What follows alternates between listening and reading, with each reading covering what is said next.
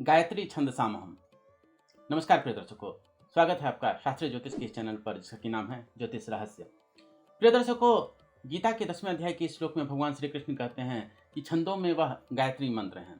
गायत्री मंत्र की बहुत ही महिमा हमारे शास्त्रों में कही गई है और आज हम श्रुति और स्मृति समस्त ग्रंथों के प्रमाण के आधार पर यह हम आपको बताएंगे कि हमारे ग्रंथों में गायत्री से संबंधित कौन कौन से उपयोग कहे गए हैं, उनसे कौन कौन से लाभ बताए गए हैं, उनसे कौन कौन से ज्योतिषीय लाभों की हम सिद्धि कर सकते हैं, उनसे कौन कौन से ज्योतिषीय उपाय भी हम कर सकते हैं।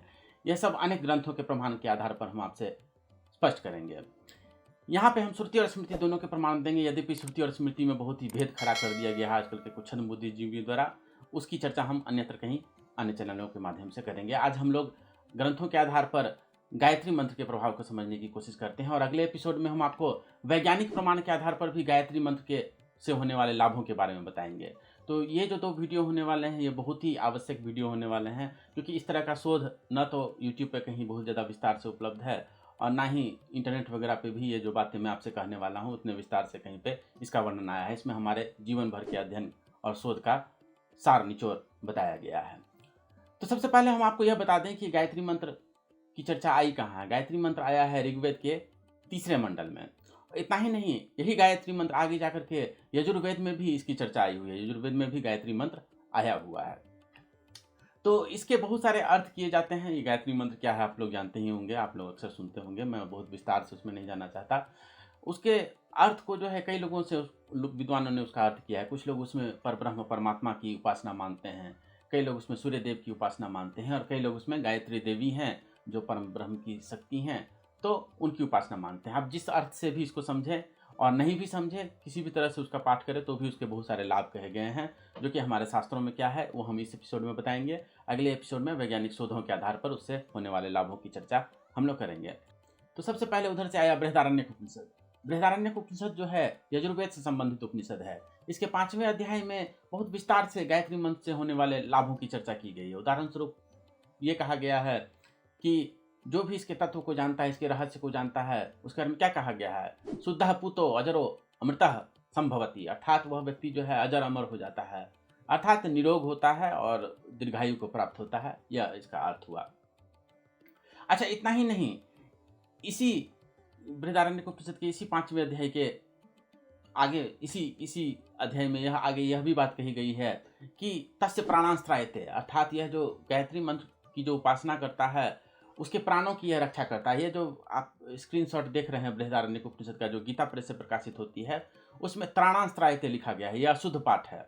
प्रिय दर्शकों, हमने आपको कई बार कहा है कि ग्रंथों के अनेक अनुवाद और अनेक भाष्य पढ़ने पड़ते हैं, अनेक टीकाएं पढ़नी पड़ती है, तब जाकर के शुद्ध पाठ और शुद्ध मतलब समझ में आता है। नहीं तो कई बार जो है कहीं कहीं पे मिसप्रिंट हो जाते हैं, तो कई बार संभावना रहती है कि आप उसके शुद्ध अर्थों को नहीं समझ पाएँ। तो हम एक एक ग्रंथ पर अनेक टीकाओं का हमने अध्ययन किया हुआ है। अन्यत्र जो है इसका शुद्ध पाठ जो है प्राणांस्त्रायते ही लिखा गया है। यहाँ पे आप देख रहे हैं त्राणांस्त्रायते लिख दिया गया, इसका कोई मतलब नहीं है। आगे जाकर के शंकराचार्य जी ने इस पर भाष्य लिखा है, उन्होंने भी प्राणांस्त्रायते ही लिखा है। तो हमारे काम की बात इतना समझ लीजिए कि गायत्री मंत्र जो है प्राणों की रक्षा करता है। अब देखिए यहाँ कितने अच्छे ज्योतिषीय उपाय की बात की गई है। देखिए, आप जानते हैं कि ज्योतिष में जो कुंडली में जो 8वां भाव होता है, कुंडली में 12 भाव होते हैं, सबका अलग अलग मतलब होता है, अभी उधर नहीं जाते हैं। 8वां भाव जो होता है उससे मृत्यु आदि का विचार किया जाता है। तो किसी के अष्टम भाव के जो स्वामी हैं, देखिए अष्टम भाव में कोई ना कोई राशि तो होगी ही, 1 से लेकर 12 तक, हर राशि के कोई ना कोई स्वामी होंगे। तो 8वें भाव में जो भी राशि बैठी हो उसके जो स्वामी होंगे वो क्या कहलाएंगे, अष्टमेश कहलाएंगे। तो उनकी जब दशा चल रही हो तो कई बार संभावना होती है कि रोगी के या उस व्यक्ति के जातक के जो है प्राणों पर संकट बनाए।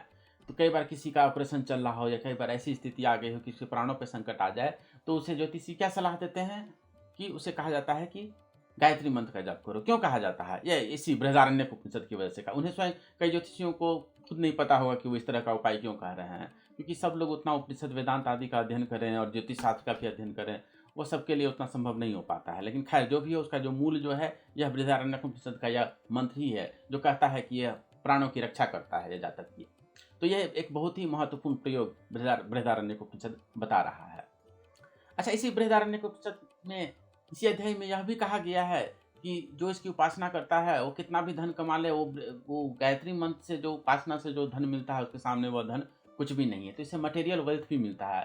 प्रिय दर्शकों, समाज में एक भ्रांति फैला दी गई है कि हमारा जो धर्म है, हिंदू धर्म जो है वो अध्यात्मवादी है, स्पिरिचुअलिटी है। स्पिरिचुअलिटी और धर्म बहुत ही अलग-अलग शब्द हैं। धर्म एक बहुत बड़ा शब्द है और स्पिरिचुअलिटी उसका एक बहुत छोटा-सा हिस्सा है। हमारे जो शास्त्र हैं, लोक लाहु परलोक निबाहु के सिद्धांत पर चलते हैं। किसी की नौकरी चली गई हो तो आप उसको ये थोड़े कहेंगे कि ये तो सब चीज़ मोह माया है, इससे नौकरी से कहीं मोक्ष प्राप्ति होगी, नौकरी से कहीं ब्रह्म की उपलब्धि होगी, बेकार है, जाने दो, नौकरी चली गई, चलो ऐसे ही रहो। या किसी के साथ कुछ दुर्घटना हो जाए तो हम ये कहें थोड़े कहेंगे कि अब वो तो दुनिया में ऐसे ही चलते रहता है, मरते रहो, डॉक्टर से इलाज भी मत कराओ, उससे क्या फ़र्क पड़ता है, उससे तो डॉक्टर से इलाज कराने से ब्रह्म ज्ञान तो हो नहीं जाएगा, तो मत इलाज कराओ, ऐसा नहीं कहते हैं। लोक लाहु परलोक निबाहु। तो ये बृहदारण्यक उपनिषद का यह मंत्र यह भी कहता है कि इससे जो है लौकिक उन्नति, लौकिक समृद्धि की भी प्राप्ति होती है, इसके पाठ आदि करने से। अच्छा, बृहदारण्यक उपनिषद के इसी अध्याय में और भी एक बहुत चमत्कारी प्रभाव कहा गया है।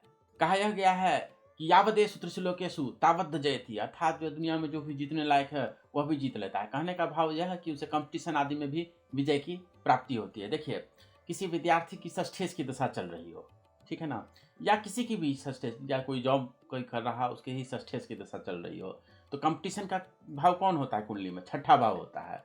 छठे भाव के स्वामी की दशा आदि चल रही हो, उस समय अगर आप कंपटीशन आदि की तैयारी कर रहे हो, अथवा आपके प्रमोशन आदि की बात चल रही हो और ये अन्य लोग भी उस प्रतिस्पर्धा में शामिल हो, तो उसमें जो है विजय प्राप्ति के लिए भी, कंपटीशन आदि में विजय प्राप्ति के लिए भी गायत्री मंत्र जो है एक अचूक उपाय है। अच्छा, ये बृहदारण्यक उपनिषद के आधार पर आपको कई सारी बातें बताई गई है। अब चलिए उधर से फिर से आया छांदोग्य उपनिषद। छांदोग्य उपनिषद के तीसरे अध्याय में अगर आप जाएंगे तो उसमें जो है गायत्री मंत्र के बारे में कई सारी बातें कही गई हैं और वहाँ पे यह भी कहा गया है कि जो इसका अनुष्ठान करता है सही तरीके से, तो उसे जो है उत्तम संतान की अथवा उत्तम शिष्य की प्राप्ति होती है। तो अच्छे संतान की प्राप्ति के लिए भी जो है गायत्री मंत्र का जो है अनुष्ठान किया जा सकता है। अच्छा, यहाँ तक आपको वेद मंत्रों के आधार पर और उपनिषदों के आधार पर गायत्री मंत्र के विभिन्न प्रभाव के बारे में और विभिन्न ज्योतिषीय उपायों के बारे में बताया गया। अब हम आपको स्मृति ग्रंथों में ले जाते हैं। तो सबसे पहले उधर से आया मनुस्मृति। मनुस्मृति के दूसरे अध्याय में गायत्री मंत्र की बहुत महिमा कही गई है। उसमें यह भी कहा गया है कि रात भर में या जितने पाप किए हैं आपने मानसिक रूप से, जो मल जमा हुआ है उसको सुबह में गायत्री का पाठ कर लेंगे तो रात भर के मल की शुद्धि कर देता है, और दिन भर में फिर जितना मल जमा किए हैं आपने, मन का मैल जमा किया है, वो शाम को अगर गायत्री का जप कर लेते हैं तो उससे दिन भर के मैल जो है शुद्ध हो जाते हैं। यह मनुस्मृति में गायत्री की महिमा के रूप में कहा गया है। अच्छा, चलिए फिर उधर से आता है कुर्म पुराण।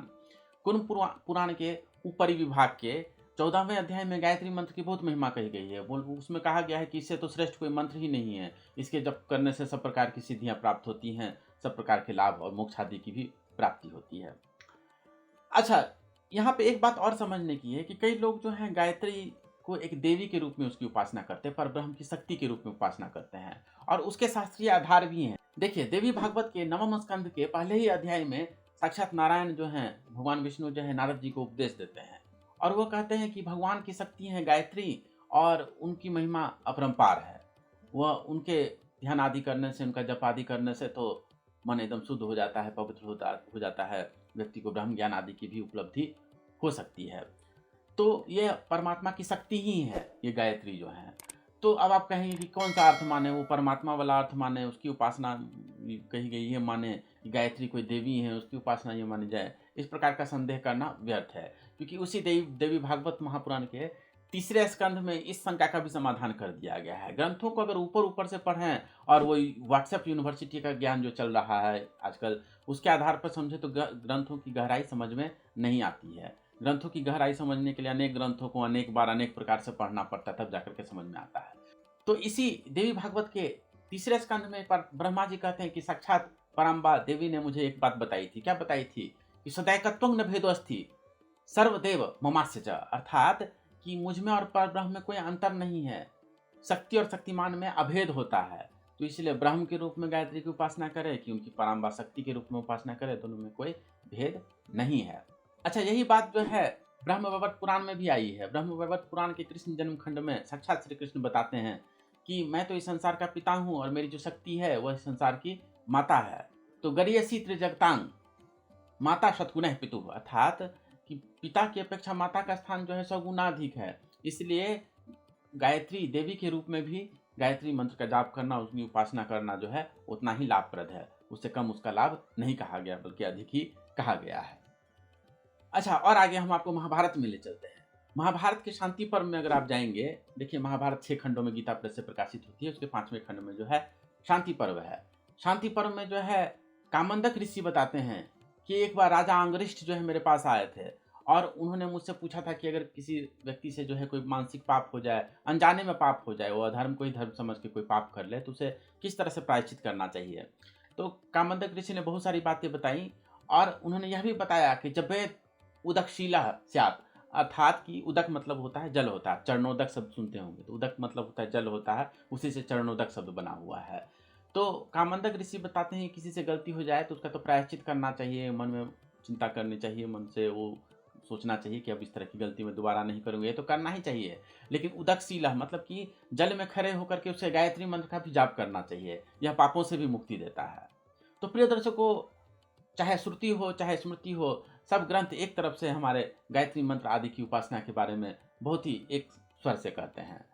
इसका अर्थ समझ करके उसकी साधना करें तब तो लाभ है ही, बिना समझे भी इसकी साधना करें तो भी उससे बहुत लाभ कहा गया है। प्रिय दर्शकों, चलते चलते हम अथर्ववेद का एक मंत्र आपको दिखाते हैं जो कि आपको हैरान कर देगा। इसके 19वें कांड में जो यह मंत्र आया हुआ है, यह अभी तक जो हमने जितनी बातें कही उसको, उन सारी बातों को इस एक छोटे से मंत्र में समराइज कर दिया गया है।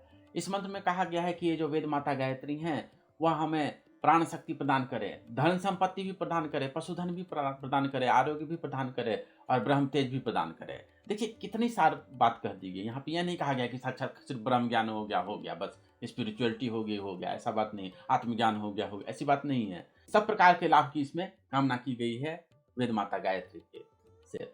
तो प्रिय दर्शकों, इस एपिसोड में हमने आपको गायत्री मंत्र और इसके जो भी शास्त्रीय प्रमाण आए हुए हैं वह अनेक ग्रंथों से, वेद स्मृति आदि ग्रंथों से हमने आपको बताया। अगले एपिसोड में हम इसके ऐसे ऐसे लाभ बताएंगे और ऐसे ऐसे वैज्ञानिक शोधों के बारे में बताएंगे जिससे कि आप हैरान रह जाएंगे कि हमारे ऋषियों की सोच कितनी आगे तक थी। तो अगले एपिसोड का इंतजार जरूर करें, क्योंकि इस विषय में जो वैज्ञानिक शोध हुए हैं उसके परिणाम बहुत ही ज़्यादा चौंकाने वाले हैं। प्रिय दर्शकों, अगर आपको यह वीडियो पसंद आई हो तो इसे जरूर लाइक करें और अगर अभी तक आपने इस चैनल को सब्सक्राइब नहीं किया है तो इसे सब्सक्राइब भी अवश्य कर लें। शास्त्रों की बातों को, विशेष करके ज्योतिष शास्त्र से संबंधित बातों को इसी तरह से शास्त्र प्रमाण के साथ जानने के लिए बने रहें ज्योतिष रहस्य पर। आपका बहुत बहुत धन्यवाद।